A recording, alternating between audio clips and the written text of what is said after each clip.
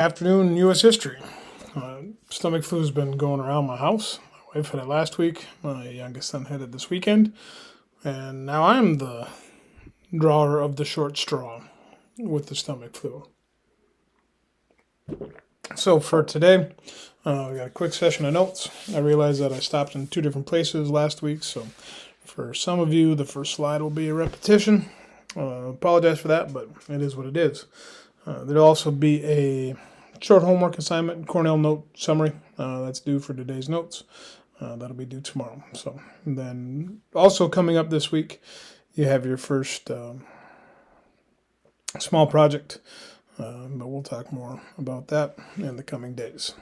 So first thing we need to talk about is last week we talked about the election of 1848, talked about the Missouri Compromise, we talked about the differences between the North and the South, we talked about Martin Van Buren and how he is similar to Donald Trump in the fact that you have a former president potentially running as a third-party candidate. The difference between the two is President Trump is significantly more popular than Martin Van Buren and would be a much bigger challenger if he decided to do that. So today we're going to start off with the Compromise of 1850. And like I said, I know that some of you, we got to this last week and some of you didn't, but we got to cover it for everybody because I'm not there to make sure everybody's on the same page. So, Compromise of 1850. Up to this point, we've had the Compromise of the Missouri Compromise. And the Missouri Compromise set out one free, one slave, no slave states north of Missouri border, and a handful of other things. But there's a whole issue of what to do with the western United States. We've already talked about how the gold rush in 1849, San Francisco 49ers, led to an increased population in California. We've talked about the Mexican-American War and how the United States had all this land and they're trying to decide, is it free, is it slave, is it all free? And so they come up with the Compromise of 1850. I'll let you look through that and write down what you need to write down for a minute, and then I'll give you some more information about it.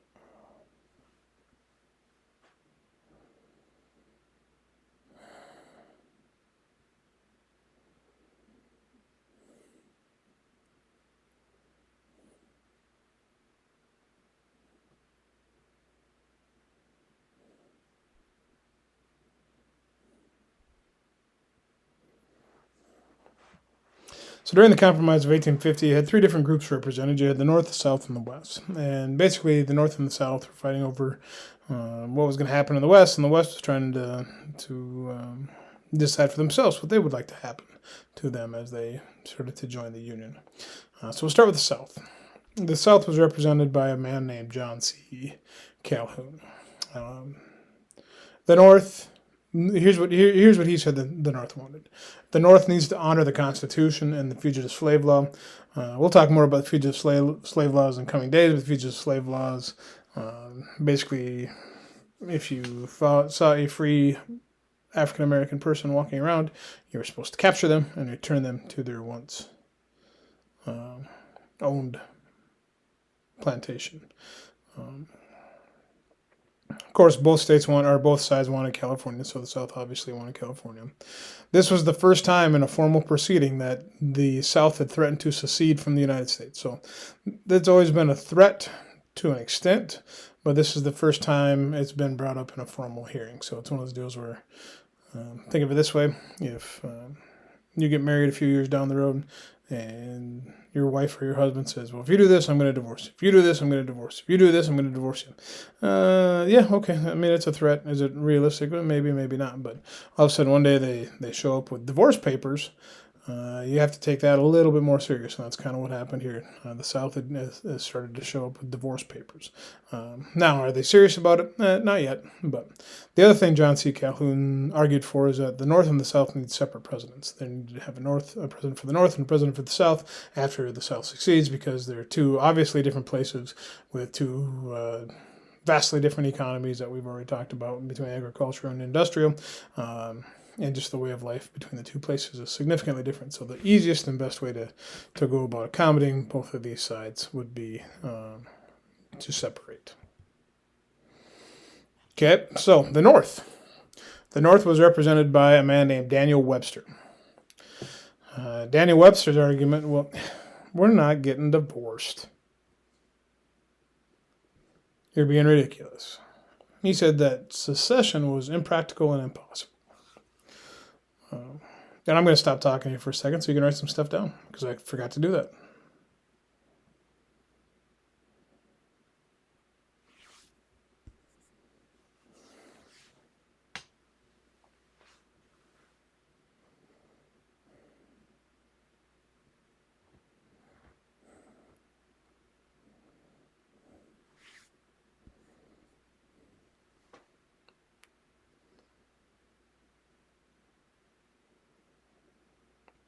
Okay, so the North was represented by Daniel Webster.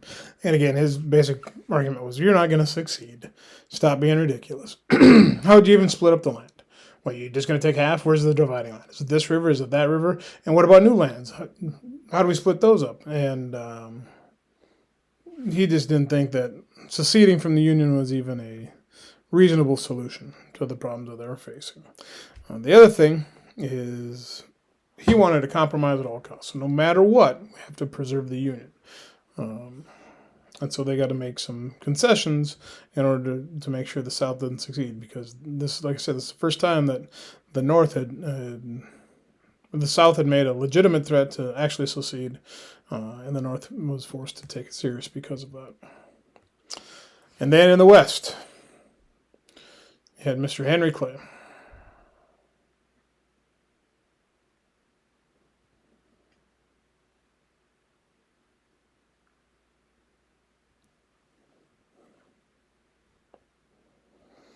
So Henry, excuse me, Henry Clay was known as the Great Compromiser. So as you can imagine, the Compromise of 1850 probably worked out, and he took it upon himself to work out the differences between the North and the South. So the South didn't succeed.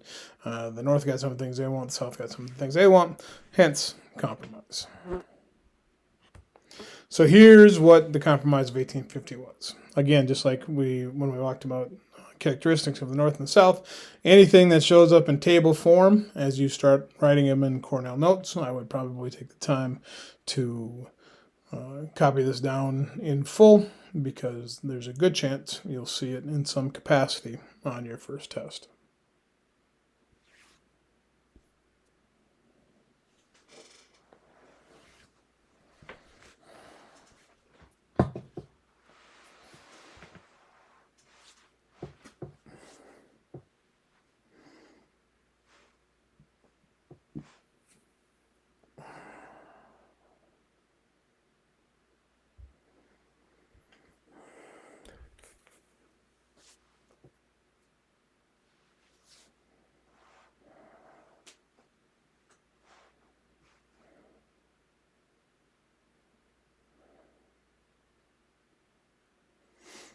So here's what the conditions were for the Compromise of 1850. The North got a couple things, the South got a couple things, and they both got something. So the North got California. California would be admitted as a free state. There'd be no slavery in California. The North got California. That was a hotly contested item. Now, in order for the North to get California, they had to do a couple things. So as of 1850, the state of Texas owned the state of New Mexico. It was part of the Texas territory. The state of Texas was in significant amount of debt because the state of Texas was an independent country for years and years and years, and they were fighting against the Mexicans, and they had a ton of war debt. So as this war debt increased, the state of Texas needed money. So as the state of Texas came into the Union, part of the thing that they had to do was pay off their war debt. Well, after the Mexican-American War, the state of Texas owed the United States government over $10 million. So the North said, okay, Texas, you can come in, and Texas is obviously a slave state. So Texas, you can come in, and we'll forgive your $10 million debt that you owe us as long as we get New Mexico. And so the North got California and New Mexico. The South got Texas bill forgiven. So Texas didn't have to pay off their bill. And the South also got a new strict fugitive slave law.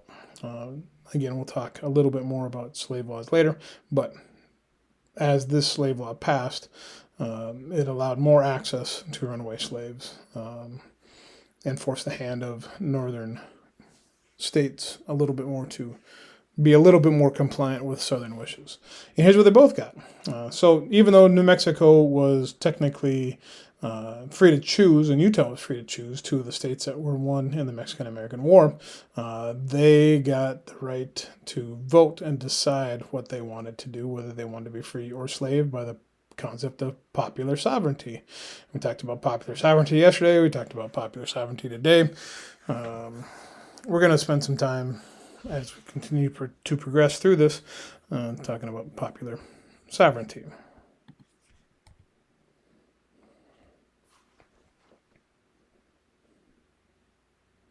So they spent all this time going through all this stuff, and then the Senate goes, nope, we're going to reject it. And it seemed like a pretty good deal for most people, but the Senate rejects it. So Clay, Calhoun, and Webster, those are the three guys. Clay was from the West, Calhoun was from the South, and Webster was from the North. And they spent all this time working out this compromise, and the Senate goes, no thank you.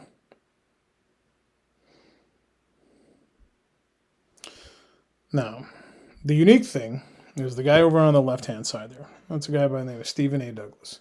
Stephen Douglas, as this got rejected, what he did is he broke it down into individual laws. So the state of California would be in the north.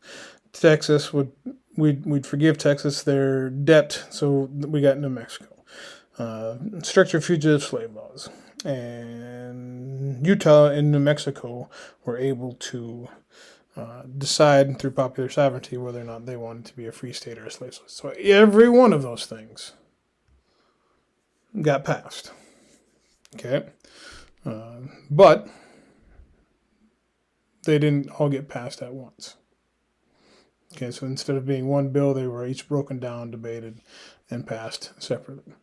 Your homework for today is there's two men up there, Senator Henry Foote and Senator Thomas Benton. And your job is going to be to find out why their names are up there. Now, obviously, there's a gun between them, so you probably can figure it out a little bit, but you got to do a little bit more research. And that'll be your homework for today. Here's the map as it sits right now. Okay, so you have all the yellow states, or all the yellow territories and states. They're all free. All the green is slaves. Purple is open for debate.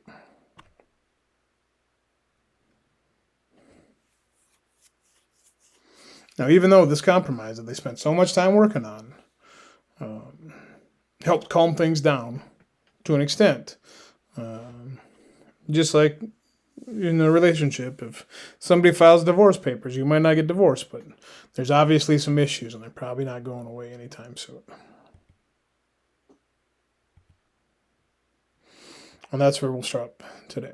Tomorrow, we'll talk about some of the protests and violence. And you can see I stole some pictures. We don't actually have a book, so but we had some pictures that were stolen illegally off the Google. Okay, so that's where we'll stop for today.